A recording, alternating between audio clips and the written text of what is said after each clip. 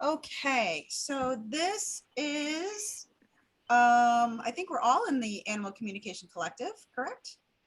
Yeah. So Anne, this is for Hank the Tank, the bear that you are looking to. My name is Jody Karate Ann. I'm the one that spoke with you on the phone. If we want to kind of quickly go around and just introduce ourselves and our name, we'll start with Meredith. Hi, I'm Meredith Tollison. I'm in Tupelo, Mississippi. I'm an animal communicator and a member of the Animal Communication Collective. Lovely, thank you. And Julie? I am Julie Heert. I am in Grand Rapids, Michigan, and I too am an animal communicator and part of the Animal Communication Collective. Yay, thank you. Karin? My name is Karin Delaitre. I'm in France and I'm also an animal communicator and part of the Animal Community Collective. Lovely, thank you, Karin. Miss Phoebe? I am Phoebe Hoffman. I live in New York City, and ditto to what everybody else said about who they are and what they do. Awesome, thank you, Phoebe. Krista? I'm Krista and I am in Vermont and same. Animal awesome. communicator and part of this amazing group of women who help animals. Love it. Lovely. Thank you guys so much for being here. And so what we're going to do, Anne, is we're going to kind of take a little bit of time and we're going to connect.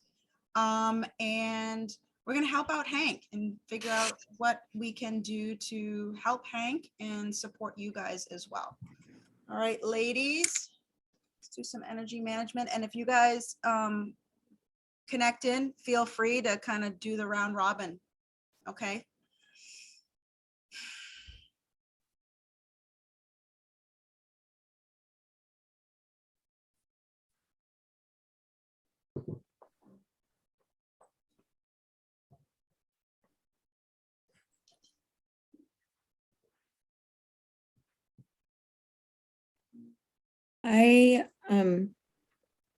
I'm getting lots of information. I'll hold if everyone needs another minute.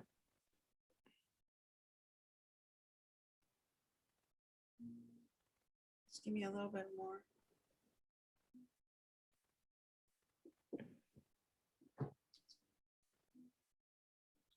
Okay, I'm good.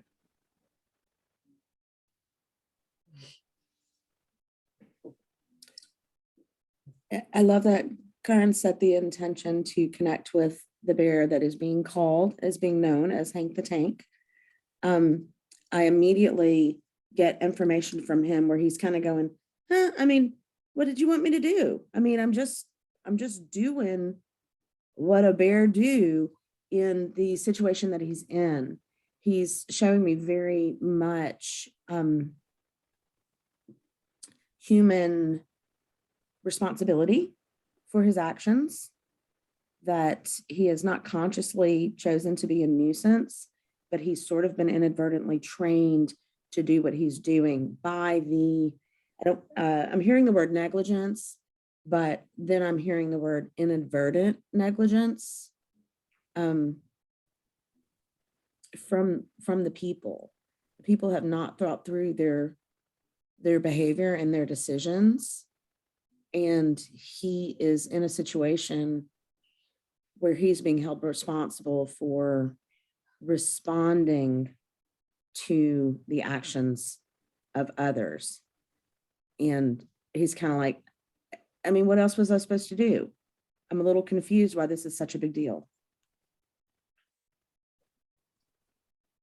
Yeah, I too, Meredith, am getting he's showing me very casual, very calm.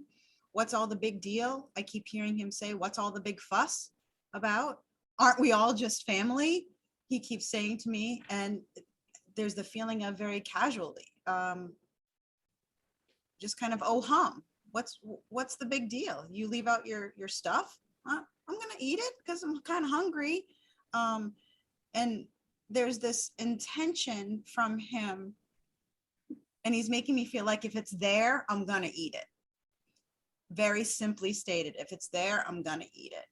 And he is making me feel, he does have his wits about him. He knows to where if there's something in a box, well, I know if I open this lid, I'm going to get it.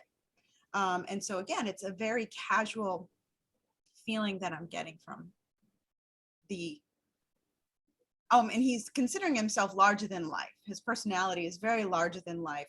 And he's showing me a picture of John Candy, larger than life, very easygoing, loves to be, you know, kind of around people in that aspect.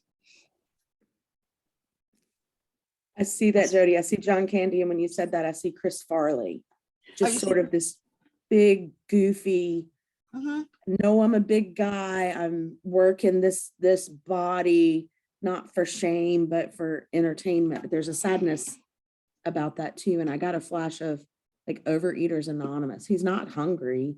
Mm. He's just like, oh, there's food, I'm going to eat it. But he keeps telling me he didn't break the windows.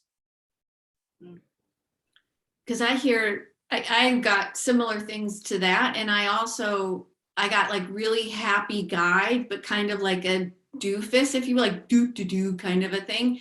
I also see him like really enjoying laying in the sunshine and kind of bringing like just that relaxation and warmth, and that also represents his personality. At the same time, though, as both Meredith and Jody, you were talking, I heard, you know me, you love me, I'm Hank. And that's part, I mean, he immediately started telling me like, that's why he's doing what he's doing, meaning eating what he can find, and also being, he knows not to go to humans and antagonize humans is what I hear. Because you know me, you love me, learn from me. Like this is what he's bringing to the party. I'm gonna, if I am integrated in your own food and create a situation, perhaps you will understand you need to stop and realize what you're doing, like what Meredith, I think it was Meredith that said. But it's, you know me, you love me. So I feel very much like he's a spokesperson for how humans can better interact and integrate with the natural surroundings that they have.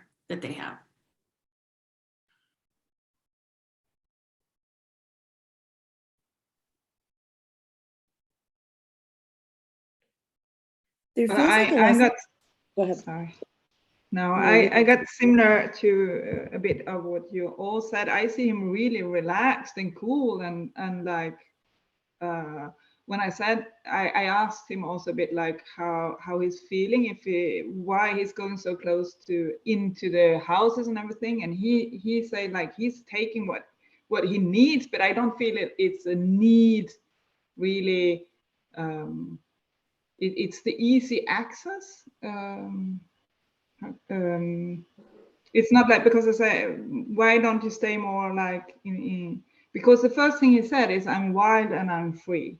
And he's just really cool about it. And when I said, well, people are getting really upset, and he said, I can feel the nervousness in the surrounding. He feel the nervousness in the air. I don't know how he said it exactly. I don't remember, but it was, I can feel the nervousness, but like he don't really understand what it's all about. That's how I receive it. And he also said that he didn't care. I don't care. So I really feel like it's not a big deal to. But also that is a bigger lesson into this. It's something about teaching humans how we kind of. I will go back into what he said about that, because I just got distracting this thing. But it was something. It's a bigger lesson to this for humans in general. So. Yeah, he was showing me he's not taking from people who don't have enough. He's taking from people who have too much or an abundance. And it's like taking the leftovers or the waste.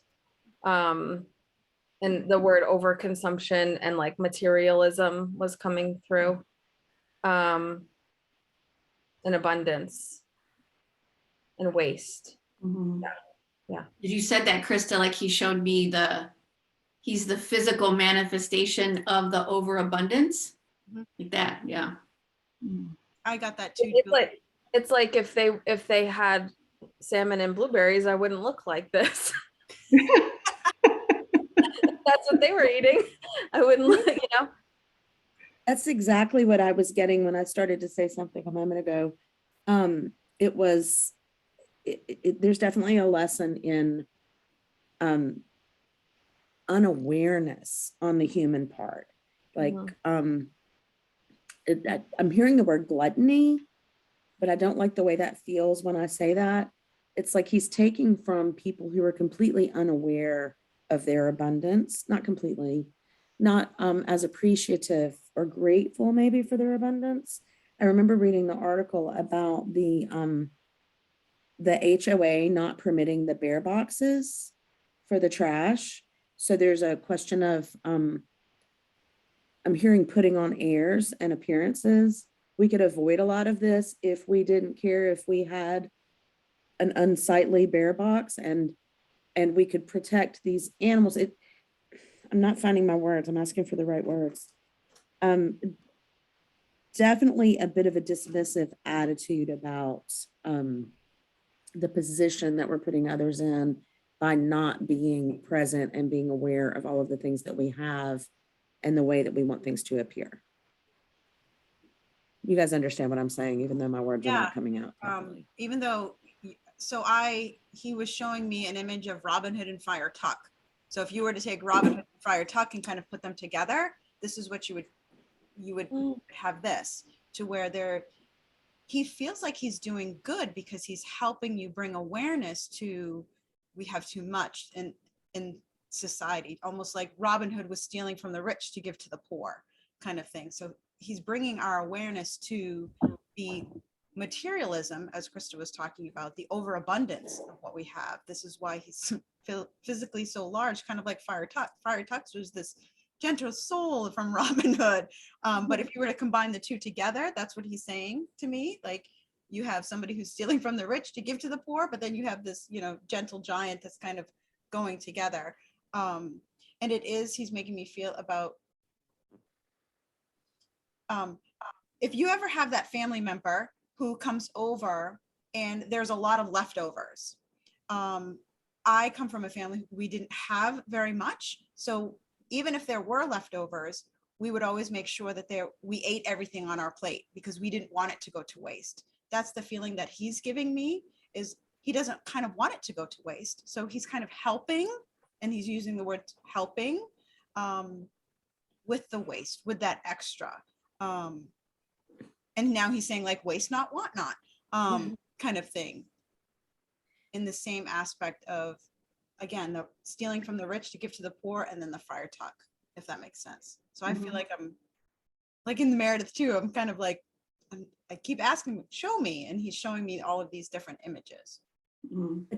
At the same time, we all have that friend who would leave the office party and stack up plates and plates and plates of food and take them home to the friends or the family, or somebody's grandmother. A friend of mine had a grandmother who had a purse that was like lined with plastic, and she would always put extra food from any event down in her purse and take it home.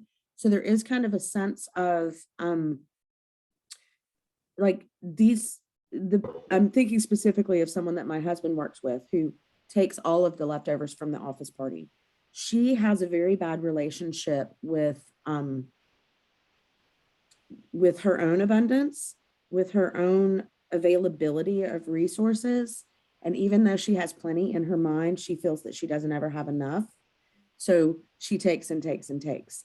And it's kind of an ongoing joke. So, and I'm seeing Hank right next to this woman, and it feels like in his mind, he knows he has plenty. He knows he weighs 500 plus pounds, but it's almost like he can't help himself. It's available and I need it. He feels that he needs it in some way. It doesn't feel like gluttony on his part. It feels like a bad relationship with need and availability and recognition of what's happening in this environment right now. He's the grandma. I see this enormous bear with the grandma with the little pocketbook with the plastic lining, and he's shoving all the extra down in his purse. That's a weird image. Oh, that's not a word image. It makes sense. That you know me, you love me. He keeps coming back to like, I'm the spokesperson for this. So that's where the you know me, you love me, when he keeps, the more people around, particularly the country, understand what's going on, the hopes he has that people will hear the message of integration with nature, consumption, protect wildlife by doing simple things that humans can do, the bear cans and whatnot. But he wants to make sure that regardless of what happens to him, he's also saying, you know, try and keep me in the press, because this you know me, you love me, that you love me aspect will help bring that message to light. Like, he's showing me how throughout the week since we saw the article, I've seen it on multiple channels, and then I've seen like developing aspects of it. So he's like, keep me out there. And that's my role, because I want people to really care about all of us and how we're all to work together and live together. So he's showing me a picture of Jen Psaki at the White House press briefing. He's like, I'm the Jen Psaki of bears, is what I hear him say. But it's more like a, you know me, you love me, like use me in that way, is what I hear him say. And he's adamant about it. Like, this is an opportunity. Phoebe, what do you? I'm going to talk now. Okay. So I'm getting, this is a very lonely bear. He's frightened. He's angry. There's a lot of anger here. And it doesn't mean there's a very sweet soul inside, a character, but he has been schooled in living in this habitat that has been completely ruined. His fellow beings are nobody's cared for. Nobody feels safe. The destruction he's leaving in its wake, yeah, it's an accident. It's a symptom of what he needs, survival. And he's also saying he's become addicted to all this food he's eating. He doesn't know how to live without it at this point. It is gluttony. He didn't try to be this way. It's not so much his fault. It's what's around him. The people around him, yeah, they give a shit about, plastic bottles and bringing their own bags to the store, but they don't give a shit. They build their houses wherever they want. They suck up resources. He's desperate. He's surviving. And yeah, the message to the world, I don't feel that he has much of a message other than I'm doing what I need to do.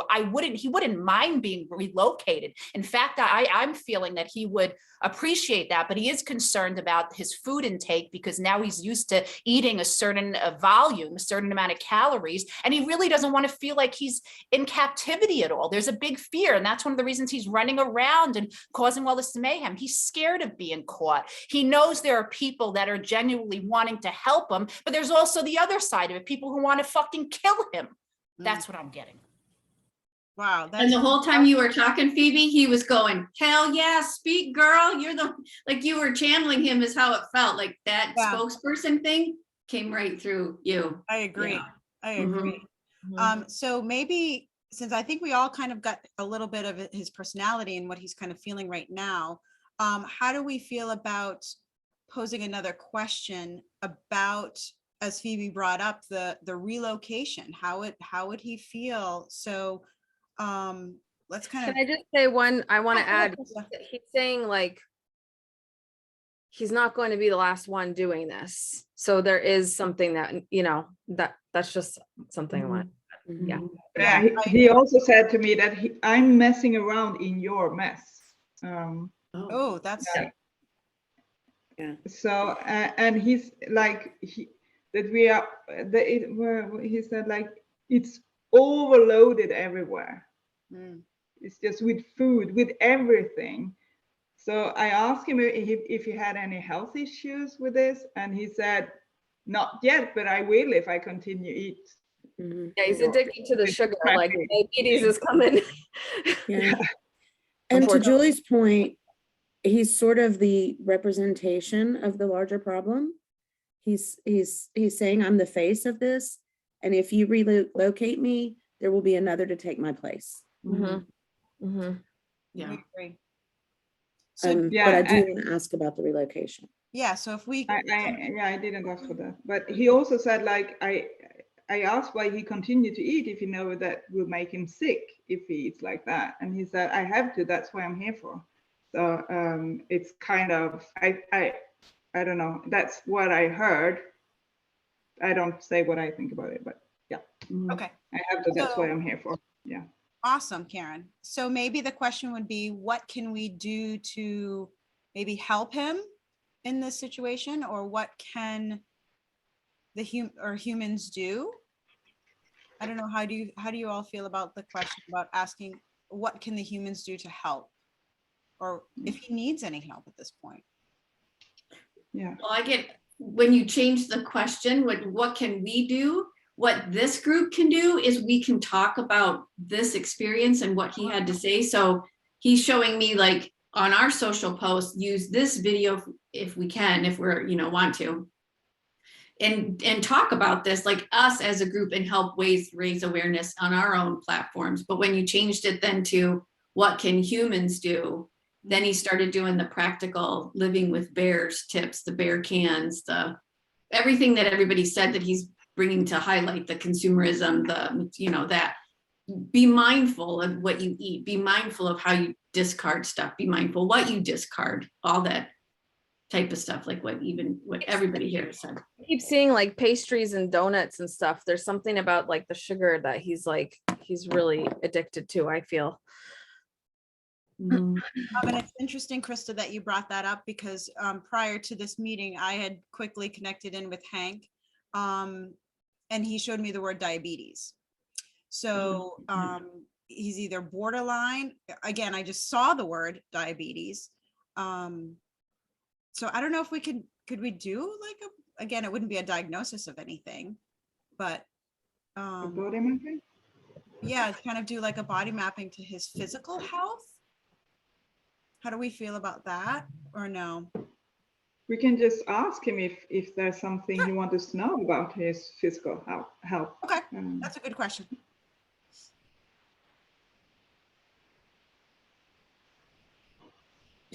He's making me feel like not happy, like he's feeling like the heaviness about him. It doesn't make him happy in that regard. He Like feels sluggish. really tightness, like if you were to wear a tight turtleneck, like Mhm. around, it's very constricting, Mhm. right around here. And I feel like I'm in one of those like sumo suits. Mhm. I just feel like it's hard to meander. And so I've kind of had to think about, okay, if I'm wearing a huge sumo suit, how am I going to reach past that? And Yeah. to go back to what I said before, he's very intelligent. He's using his quote unquote bodysuit to get what he wants. He's not, I don't want to say not dumb. He's not an unintelligent animal. He's very creative in his ways. If I were to have this huge sumo suit on, he's making me feel like he sits back and he waits and he thinks about it. Okay, well, if there's something over there, I'm gonna kind of meander. So he is thinking. He's not just a, silly old bear, Yogi. He's actually very intelligent and very creative in his ways of getting his messages through to the humans within the community, to everybody around the world. But I do feel very constricted, like I'm in a huge, like one of those big sumo suits. And I don't feel very comfortable. We've all been bloated. We don't feel our best selves when we're kind of bloated. That's the feeling. Yeah. I actually feel swollen, like bloated, but more swollen, like all my joints feel, like when something is injured, or even when you have the flu, how joints ache. But it's more of a swollen feeling than anything, but uncomfortable. So I'm also feeling in my throat like difficulty swallowing, which Chris is having a hard time breathing. But talk about that, Krista, before I asked a question and I want to.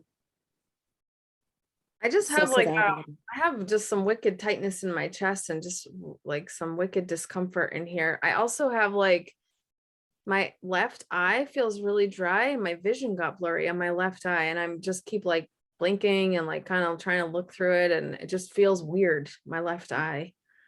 Okay. So I asked specific. Go ahead, Karen. Now, I just felt also this heaviness. First thing I felt when it was a heaviness, but it felt almost like emotional for me in the chest and like going down heavy where I don't know who said it was heavy. I felt that immediately heavy, and it felt like sadness. Even if he is angry, I felt kind of emotion. That was emotion coming in, but a pressure over my chest. Yeah. And I also felt something with my eye. Just my attention was drawn to my left eye. So. You okay, Phoebe? Oh, yeah, no, for me, it's all about chronic stomach pain, horrible stomach issues. All right. Meredith, what was that question that you? I was asking about relocation. Definitely not interested in any way whatsoever in being in captivity. However, he's indicating to me that open space away from populated areas would be refreshing to me. And he's telling me that he knows that would be almost like rehab. Like he would have to detox and change his lifestyle, which is going to suck for him. But he recognizes that it would be in his best interest. I agree. But don't lock him up anywhere. Got to have some room. I agree. The frustration of going through like a detox, like I wouldn't know how to do that. I don't know how to do that. And I feel like just kind of sitting there doing nothing because I don't know how to do that. So that creative juice that I had about, oh, how am I going to get into there? How am I going to do that is gone. It's just frustrated because I don't know how to do that. I haven't been trained to do that. I haven't. Also not going to solve the problem. Some other bear is just going to be right behind him. Right. Exactly. So oh, sorry, go ahead. no, you can do what you want with him and that will help him, but that's what he's saying. And it's funny, the thing where you get information but you don't share, like that. The first words that I wrote down when I first connected with him were anger and frustration. Those were the first two words, and everyone was like, oh, he's cool, and I was like, maybe he's not angry, but I think he's a little angry. I think he's both. I think he's both. Yeah, no, I agree. I agree. I also get, oh, sorry. No, go ahead. Okay. I get really lower back pain on the back of and to me, that means kidneys. So there's it feels like there's just lower back pain. I'm not going to interpret, but that's just what it signifies to me. And then he gave me a list of priorities. Number one, in choice of life, 1, live free, leave me be and let me do what I need to do wherever that may be. 2, in captivity where I have lots of space. And 3, I mean, anything he would rather not, die, be killed. Clearly he'd rather go to the other places, but living free, as you all have said, is like his number one choice to answer that question. And Karin, what were you going to say? Well, he said, when I asked if he wanted to be relocated, he said, absolutely. And I said, would you know how to live in the wild if there are not houses to go to find like fast food? And he said, I have no idea. So, but I didn't feel the concern. Like he's like, he wants to go somewhere else anyway. That's a bit like what Judy said. That's the first thing, and then let's see if I can manage or not. So I didn't get what you get about the frustration, but he wants to leave. I do feel the frustration and the anger, but I also feel it more towards having been put into this situation. I mean, he's taken into this situation, and I mean, I'm just doing what I'm doing. Feeling is, well, I mean, if you drop the kid in the candy store, how can you be mad that the kid's eating all the candy? So it's kind of two sides of the same coin to me. It's almost like I don't want like a duality, kind of like I'm just doing what you guys told me to do, kind of. It's very similar, Meredith, to again, the Robin Hood who's stealing from the rich to give to the poor, and then you've got Fire Tuck, and he's like, okay, cool, let's just do whatever. So there's almost this two side. And to go what with Karin was saying, I do feel the openness of being free. In the same aspect, again, the other side of it is frustration. Now that I have all of this openness and I don't know what to do with it, I don't know how to kind of meander through this. And I'm getting, when I ask him about the freedom and the openness, I do feel a heaviness in my chest. Again, that duality. I think it's going to be great, or I feel it's going to be great, but I'm kind of nervous and scared at the same time. I don't know how to meander. So there's like the two sides of, he's showing splitting the plate down in half. You can choose this side or you can choose this side, even though you want the whole plate. I don't know if that makes any sense. He's saying you split the plate down in the half, you can choose this side or this side, even though you want the whole plate. I don't know if that makes any sense. And he's pulling me back to, he is creative. So he's making me feel like if he was relocated to and I'm smelling like really crisp, cool air, I can feel it on my face. I can feel in my body that I'm free to move, but there's also this creativity part of me to say, well, my stomach is ground, I'm going to go find something. So again, the freedom, but I'm going to go find something of being able to move around and get something. I don't know if that makes any sense, but I feel like there's that creativity part. Like I'm going to find something. It's going to be hard. It's going to be difficult, just like with detox. I'm going to do it, but it's hard.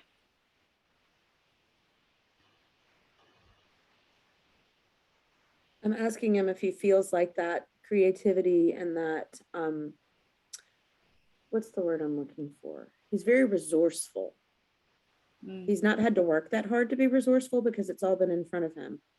But I'm asking him if that creativity and resourcefulness would benefit him in a different locale. And he says, absolutely. And then I hear he's smarter than the average bear. Mm-hmm. Yep. Yogi Bear.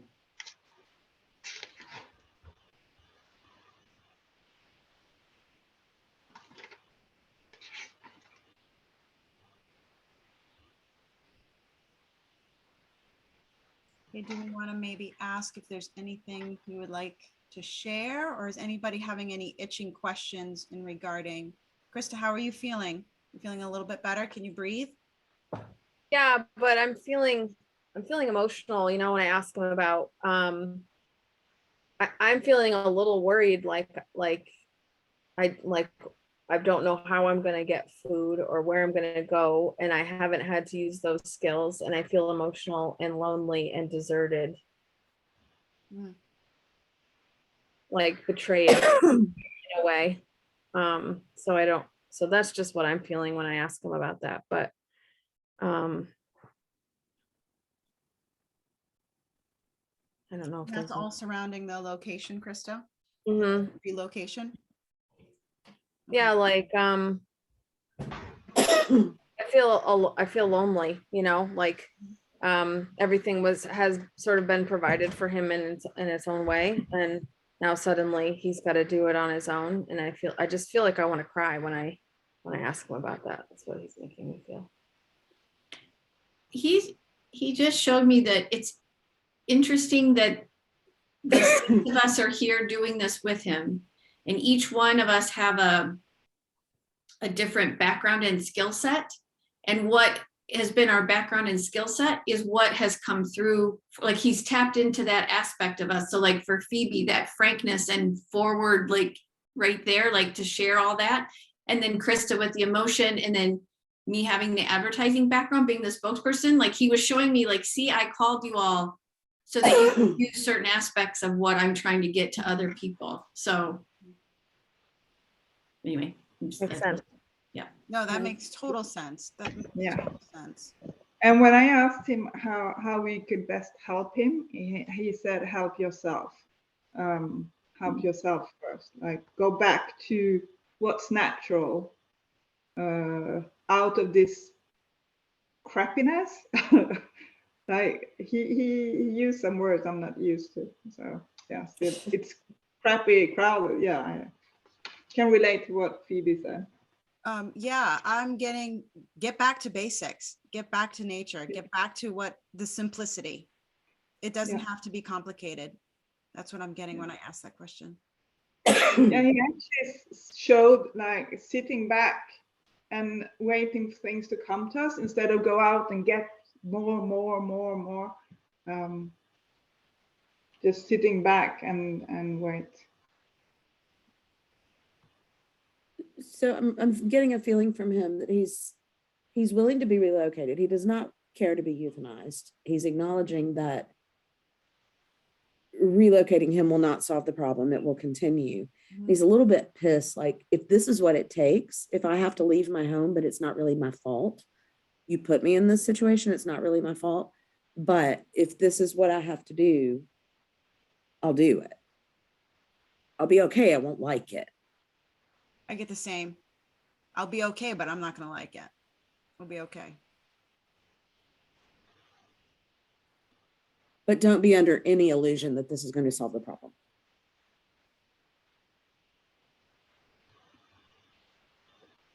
I'm getting a sense of gratitude from him, as to go back to what Julie was saying about keeping him in the public eye as a public figure. He's talking about our awareness of all wild animals, not just him. And he's thanking us for coming together. He's thanking all of the organizations that have helped him. Okay, Krista, thank you.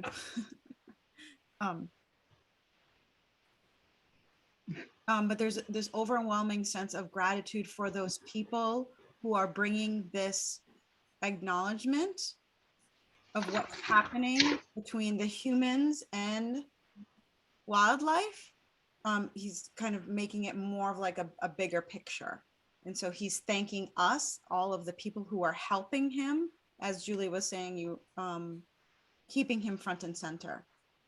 Situations like this, bringing our human consciousness to, wow, there are some things we need to keep it simple. We need to get back to nature. We have so much stuff kind of going on that we really don't need the waste. I had while you guys were talking, a headline floated across my screen, and there's a opinion piece in the Washington Post today about not cleansing our last wild places of all wildlife. So I'm like, that just come from you? Okay. Yep. Keep me in the press, people. You're gonna have to go read that later.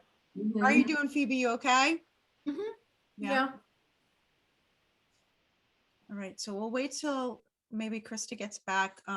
Let's all just do one more final check and see if there's anything else that, He actually said, like, I can manage by my, when I said, okay, I wanted to open up the question, like, is there another possibility that to help you that we haven't seen that you know could help you? And he said, I can manage by myself, but you can't. that's not some kind of true. But then he went back to this, like, he didn't say that we're not able, that we need to get back to nature, a natural way of living. That's like he's more helping us than we are helping him.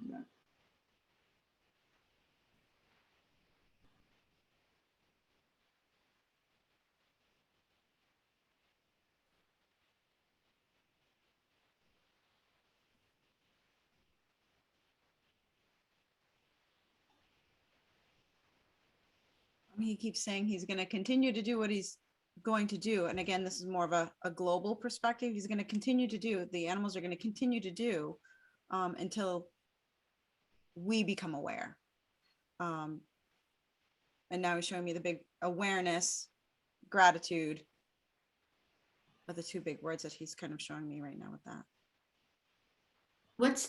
Who's the woman that you've been speaking with, Jody? Anne. Anne. So the last thing he wants to say to me is that he hopes Anne takes all of this to heart and that this type of work is possible. She and that has she's been- capable of it too. Mhm. Because she can be a huge help in that regard as well. So they're, yeah, so.